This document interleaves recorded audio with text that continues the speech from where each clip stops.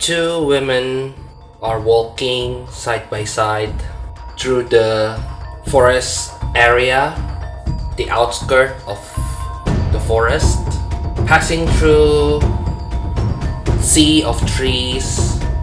While they walk, the younger one turns to the older woman and asks, "Gwen, are you alright? What do you feel?" And the older woman will say, "I feel alright. In fact, I feel better than before. Compared to the day when I was struck with the nausea and with the fever, this is much better. Don't you worry about me, Sheila. I'm a strong woman. I will be alright." "Yes, I believe too, Gwen. But if there's any changes in your body, like the one we saw back in the Grey Barrow, please tell me, alright?" "Yes, I will. Don't worry about it. I will be fine." And they continue their walk, both holding spears, walking through the forest area until they heard the sound of a hawk on the sky above them. Sheila will look up and give question. "What is it, Talon?" It was her hawk, their hawk. An old hawk named Talon, but he is now stronger than ever. He swooped down and take a perch on a branch of tree on the top of the hill that they've been climbing all this time. And when they arrive under the tree, they saw a fascinating scenery and landscape before them. There's a hill leading to a river. There is a basin, natural water basin, formed under a waterfall that came from the more foresty area, from the jungle. And around those basins, there are some houses and longhouses. It's a beautiful scenery, and with the sun up high in the beginning of summer, they can clearly see on the waterfall that there's a rainbow. But something weird come to their vision. Around the wet water basin, they see some structure. They're not sure if it's wooden structure or is it stone one. The structure are standing surrounding the basin, and they can see on the either side of the waterfall that there is a small path leading behind the waterfall. And now they are curious, what is this place? So, a new village. This is a perfect time for us to go and take a rest. That is a good idea, Gwen. I just hope that our stay in this place this time is more peaceful than the last one. And they both together walk down the hill towards the village, while Talon once again jumped from the branch he perched on and fly towards the sky.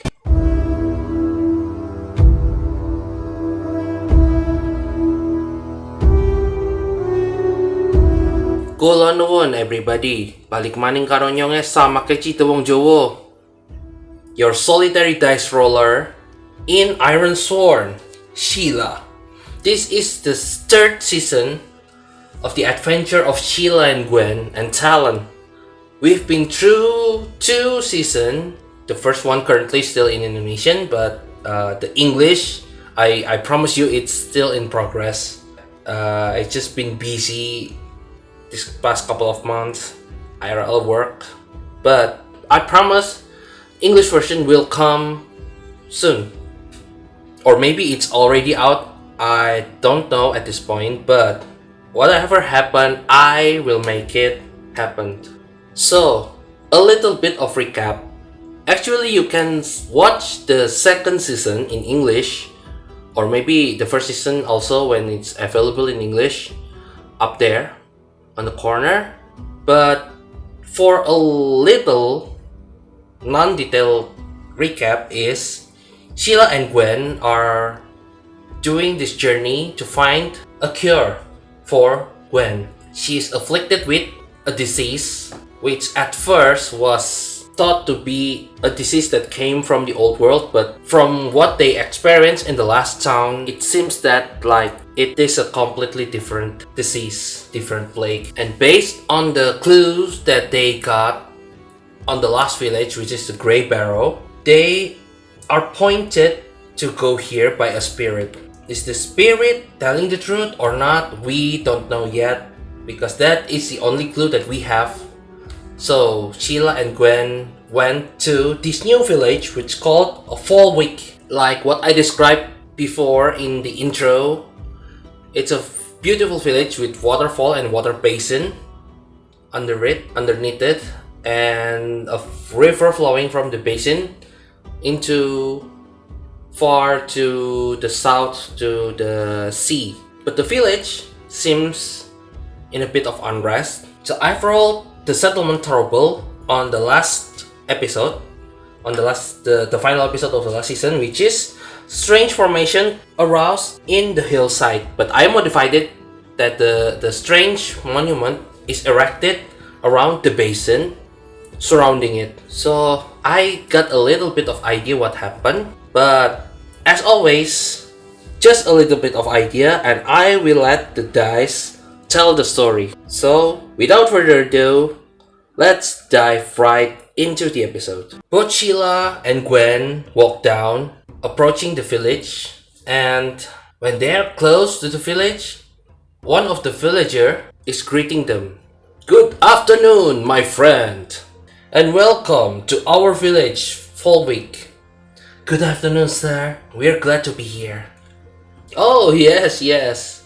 So, traveler friend, do you need somewhere to stay? Or maybe something to eat? Well, this is a thoughtful NPC. But let's just roll with it. Yes, we will need some accommodation. Maybe we will stay here for a couple of days in this village. Good. You can go to that one long house over there. It's something like a communal place where you can order drinks and food. And they can lead you to the nearest lodging for you to sleep. Alright, we will go there. Do we need a name for this NPC? I don't think so. Then I will go my way. I still have work to do. Take care. You too. Thank you, sir. And Sheila and Gwen will continue into the village. I decided that this village don't have any warden that guarding the entrance like the previous two villages, because well, I want change of pace.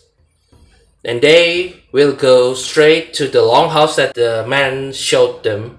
And before that, I will confirm the current condition of Sheila. Just for reminder, Sheila has 1 H, 2 heart, 2 irons, 1 shadow, and 3 wits. She already has 4 experience that she already expend for assets, and currently she has 7 momentum, 4 health, 4 spirit, and 3 supplies. Maybe we can do a sojourn or resupply later, but we just arrived in the village, so I think sojourning right now is not really effective, but we'll see what happened here.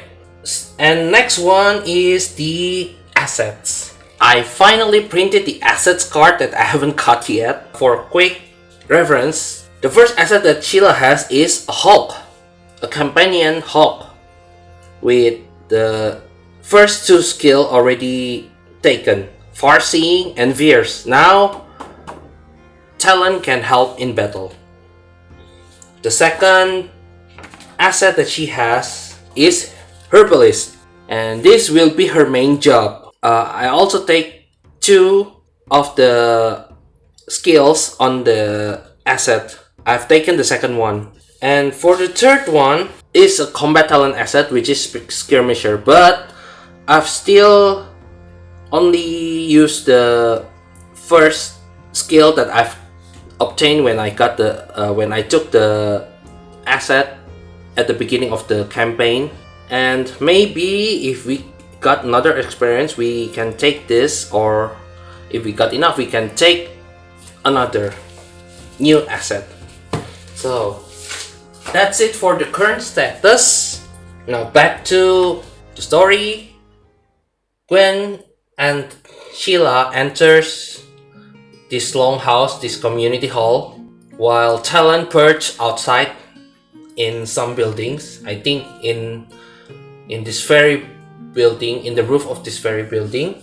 They were greeted by, I'll just say the barkeep. Yeah, let's just use that term for now. The barkeep. And the barkeep is man or woman? 1, 2, 3 men, 4, 5, 6 women. It's a man. Good afternoon to you, ladies. I've never seen your faces before. Are you a traveler? Gwen will answer. Yes, we are travelers, and we would like to find an accommodation here in this place. We will be staying here for a while, and while we are at it, we can offer our help for this community. Yes, my name is Sheila. I am an herbalist, and my sister is a strong woman. She can do physical labor for you, or guard the village. Very well. How long you'll be staying here? We really don't know. Depends on the situation. But I think we will stay here for a while. Right, Gwen? Yes. Until we know we find a new lead for our next destination, we will be staying here for a while. Alright, then come and sit down. You can sit here in the empty table. Thank you. And then they will sit down, and the barkeep will bring some of their food. Okay. So what is the barkeep name? I think the last villager we don't need, but this time we need to know the name of the NPC. This village seems like a village that don't have any trouble, but looks can always be deceiving, so let's see. I will roll for Ironlander's name. Table 3, number 80. Bjarni. Bjarni sounds like a female name? Let's see, 08. Bragi. I'll take Bragi because we already established that this is a man. Alright, so they will eat and drink the food that already provided, but at some point Sheila will ask a question. Excuse me, Mr. Barkeep. Oh yes, yes lady, what can I help you? Oh, you can call me Bragi.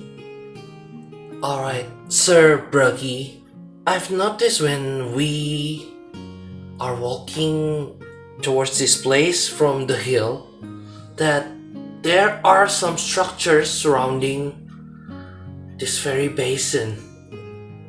Oh, you mean those structure? So what kind of structure is it? Is it stone structure or wooden structure? We will ask the oracles. And the odds are, I'll say 50-50. Is it a wooden monument? 81 or greater. It's greater than 51, so yes, it's wooden structure.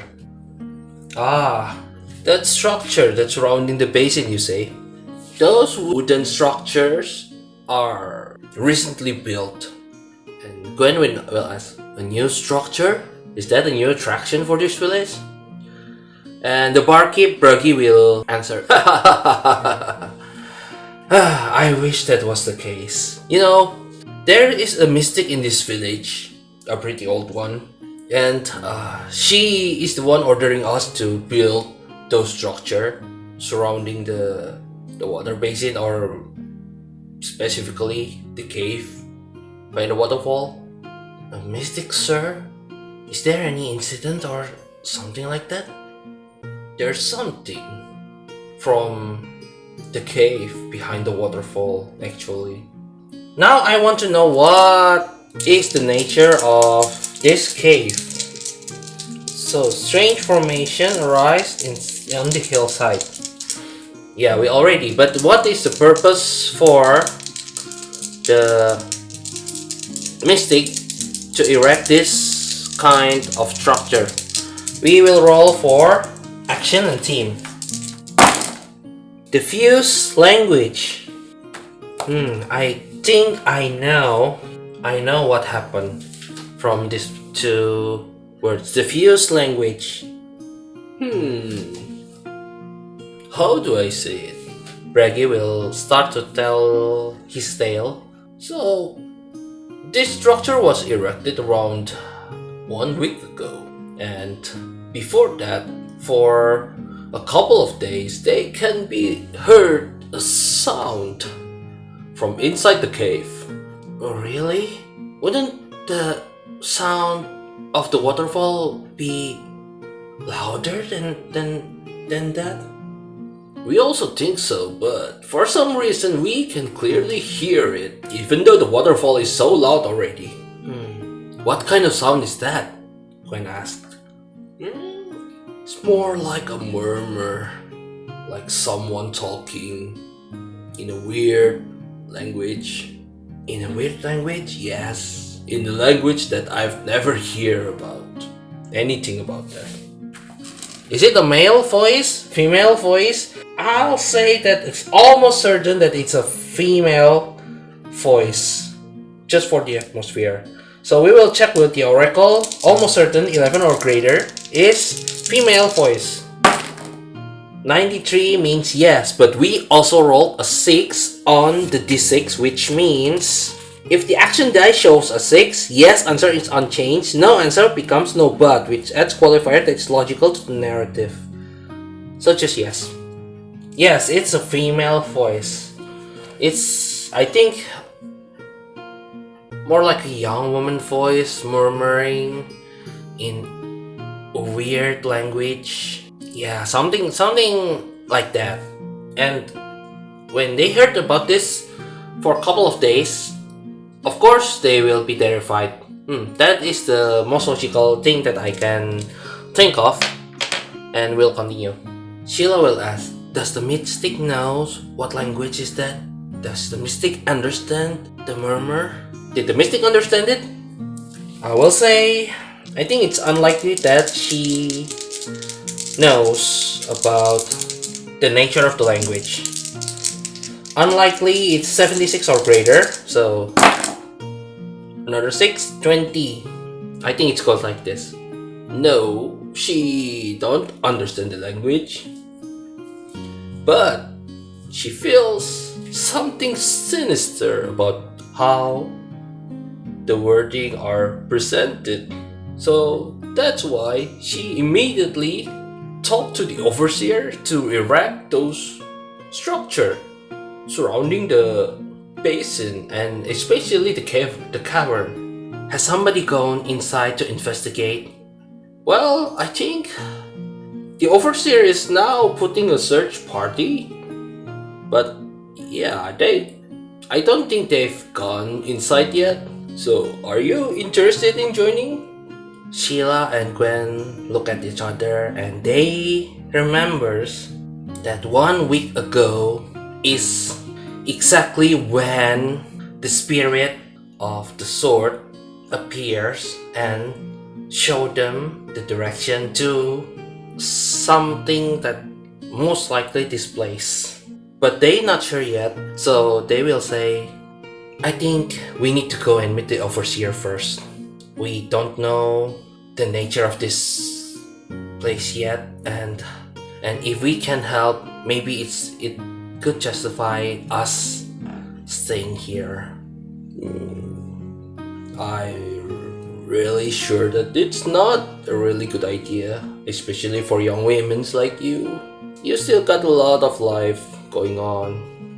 But who am I to hold you down? If you want to go to the overseer's house, you can go to this way. And he will show the direction of the house to both of them. And after they finish their meal, they will go to that place. And now we will roll for the overseer of Volvic. We will decide if it's a male or female after we roll for names. Table 1, 26. Nakata. What I imagine is Nakata is a young, this time is a young overseer. And what kind of person is Nakata? Let's roll for character descriptor. I will roll twice on the tables to see what is their description. 285, which is loyal. 128, conceited. Okay. Okay, I'm back. I lost the footage of me rolling the rest of the descriptor. So the third descriptor is 258, which is athletic, and his disposition is 129, which is indifferent. So I think the scene goes like this.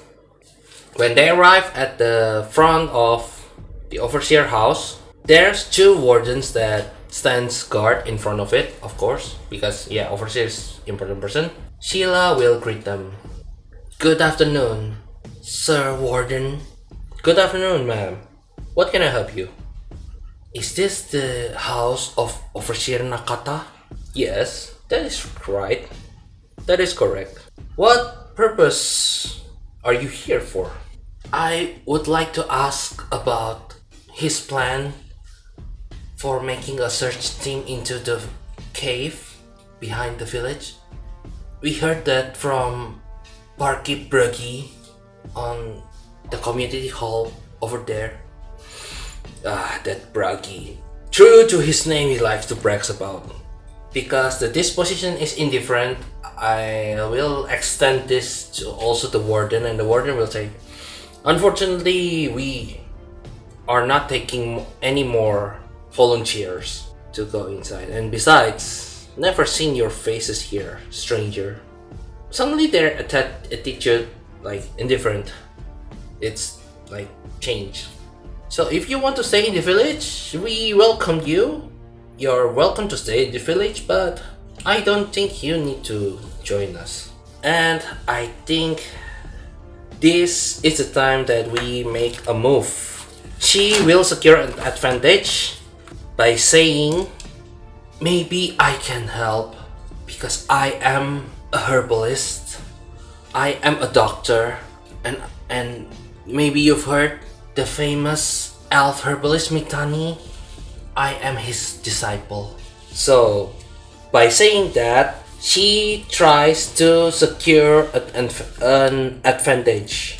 When you assess a situation, make preparation, or attempt to gain leverage, envision your action and roll. If you act with speed, agility, charm, loyalty, aggressive action. I think it's with charm.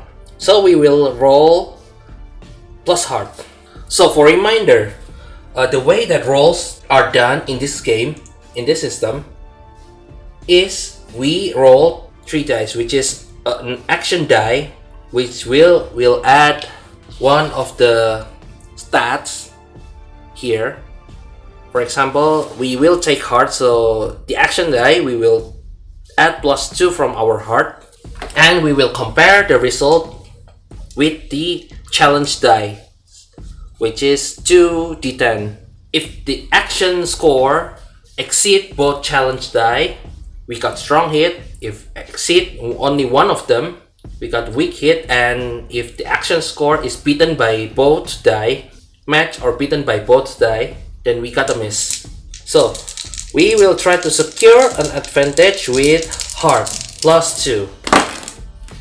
5, 1, and 2 plus heart, which is 4. We got a weak hit. On weak hit, your advantage is short-lived. Take +1 momentum. I'll take the momentum. So our momentum is now +8, which is good. And the guards will look at each other and say, well, we know Mitani, but his disciple? Are you sure about that? Yes, I'm sure.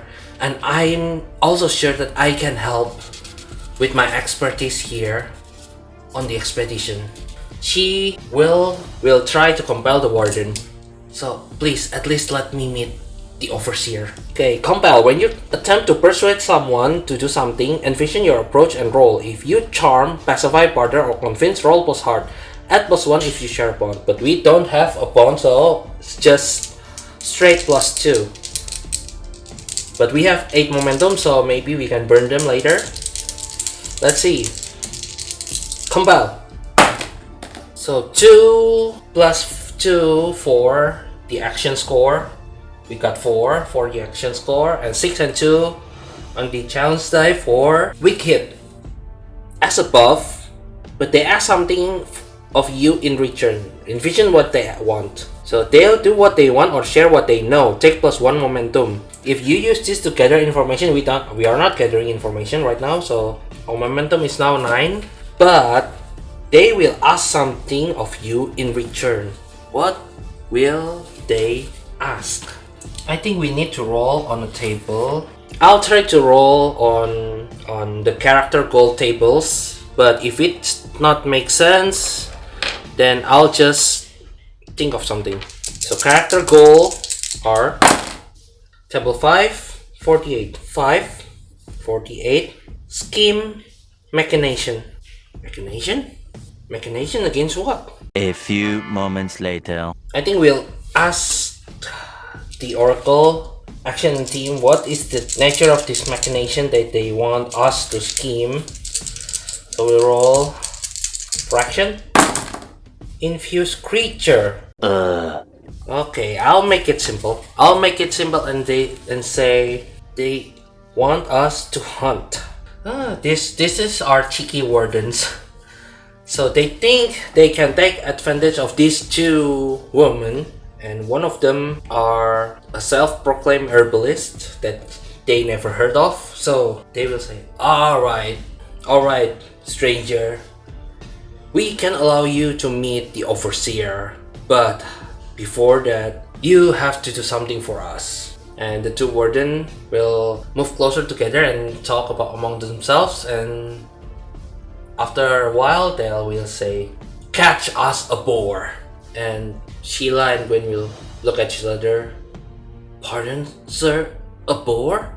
Yes. You see, on that way, they point to another hill next to the hill where Sheila, and over there is a wild boar that have been destroying some of the fields. We have a farm there, a farm of potatoes, and this boar have been eating them constantly for this couple of 2 days.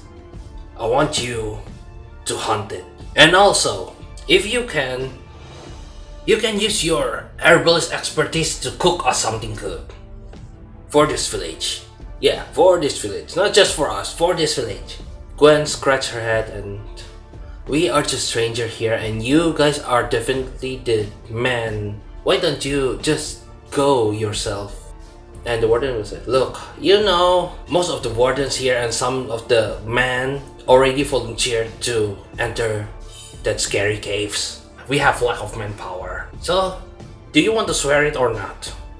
So I think, yeah, Sheila will have to swear this iron vow. Hunt a boar. I'll ask the oracle 50-50. If it's yes, then it's a dangerous vow. 82, yes. It's a dangerous vow. Hunt a boar.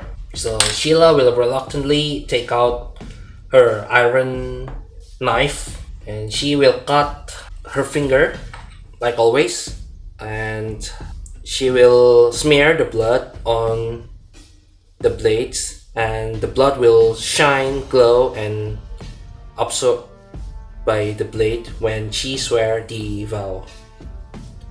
I swear upon this iron on my hand and on my blood that I will hunt down this boar for the people of Folwick.